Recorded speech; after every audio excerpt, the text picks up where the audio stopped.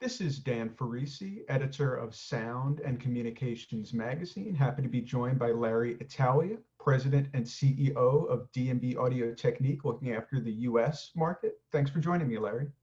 Thanks for inviting me, Dan. Pleasure to be with you.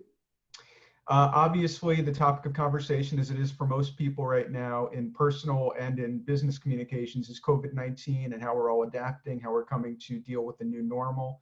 In terms of d&b audiotechnik, obviously you have an international presence, you have an East Coast presence, a West Coast presence. You probably have a lot of different orders in terms of whether it's work at home, shelter in place.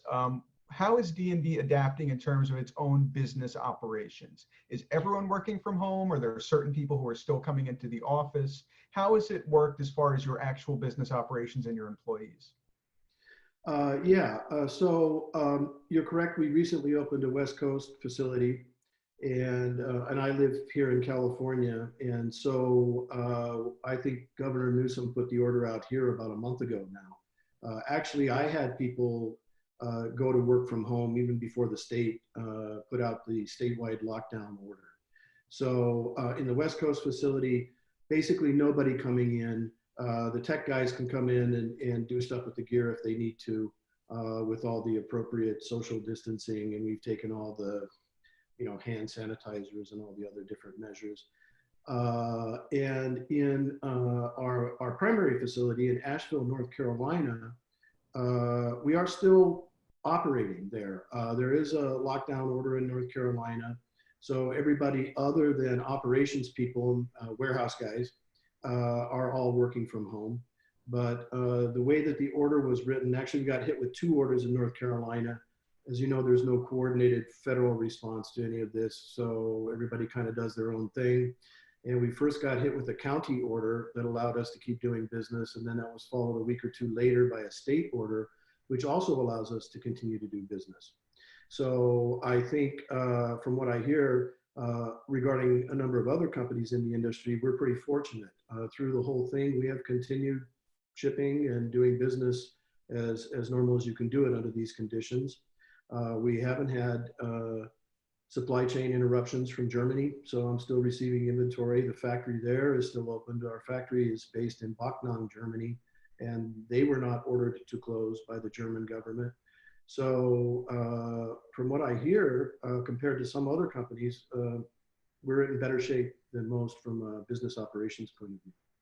It certainly sounds that way. You kind of anticipated my next question, which was to deal with supply chain issues and shipping issues. You basically said your supply chain is strong. You're not having any problems in that regard. People who are depending upon their d&b audiotechnik products arriving to them are not having any diminution in your ability to ship those out?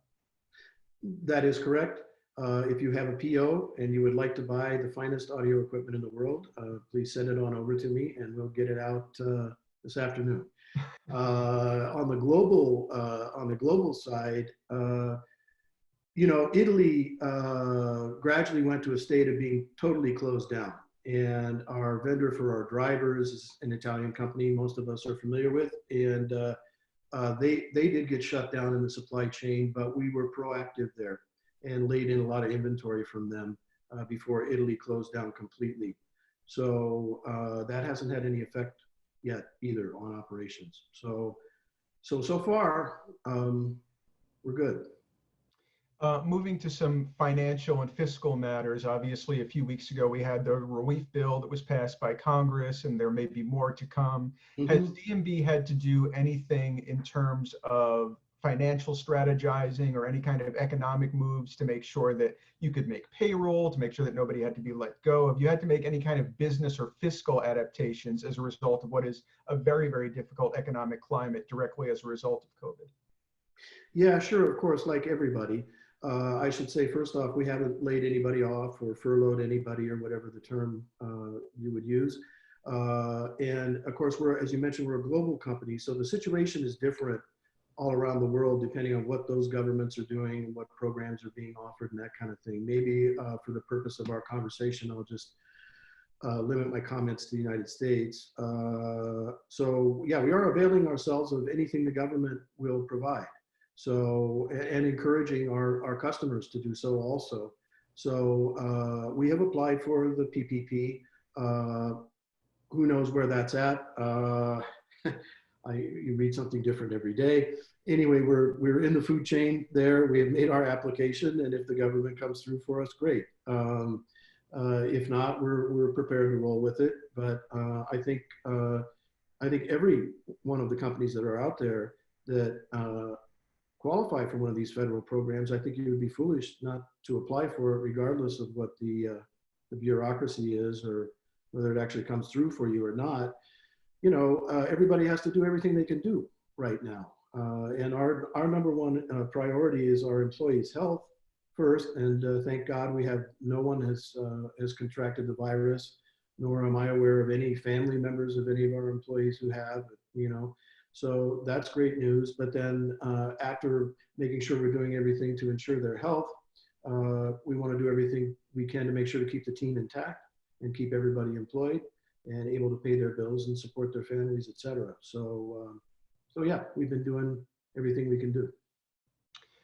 You're an industry fixture. I think it's fair to say you've had a very distinguished career, continue to develop that career. So speaking to you now about this topic, and who knows how many different AV integrators, your peers, your competitors might be watching this, do you have any words of advice or words of wisdom or words of solace or consolation for people who are struggling right now and who are looking for kind of an upper?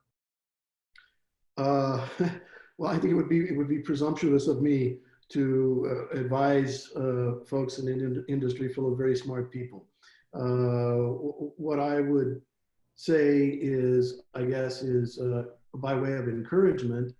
You know, I think probably the only benefit you get from becoming a man of a certain age is that you've been around for a while and hopefully you've seen a few things and learned a couple of things.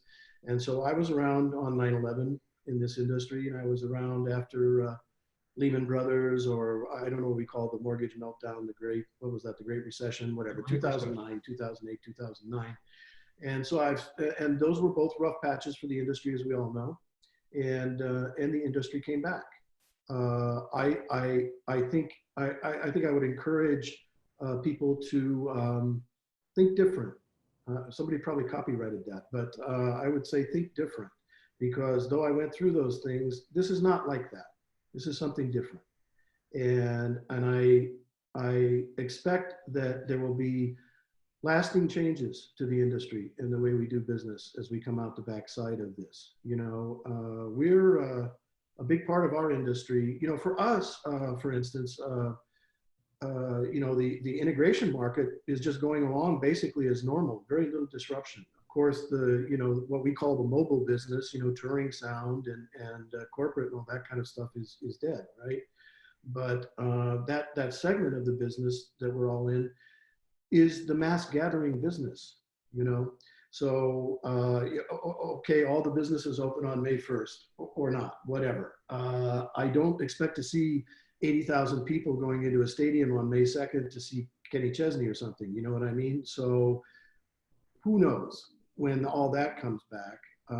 But I think, you know, just stay in the positive, I guess, is what I would say. And, you know, music never dies. So, and historically, frankly, is in a number of instances has gotten stronger on the backsides of these kinds of things.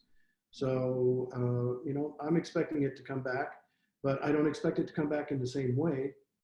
And so I'm thinking of what that might look like and how we might change our business across the whole gamut of things we do to adjust to that.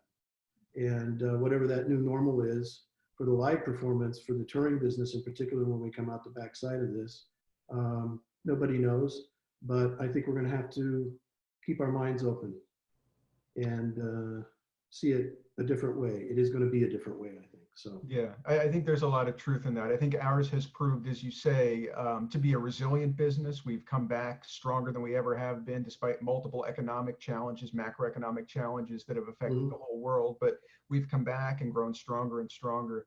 At the same time, I think we are an indispensable business. People love the experiences we provide, whether it's in-venue experiences or live music experiences. So I think we have some advantages. And at the same time, we are all about technological evolution. I think we have therefore a mindset to think about evolving in a more macro way as well. Not only do our technologies evolve, but but sometimes our business strategies have to evolve, our marketing has to evolve. So who knows, as you say, where we'll come on the other side, but I think we'll come out strong.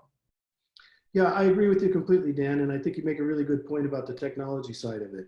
And I think that, you know, I'm not an epidemiologist or a sociologist or any of those things, but it seems to me like if we're in a war, then modern wars are won by technology. And I think that some kind of technology needs to come out of the United States that allows 80,000 people to go into a stadium and feel comfortable to do so.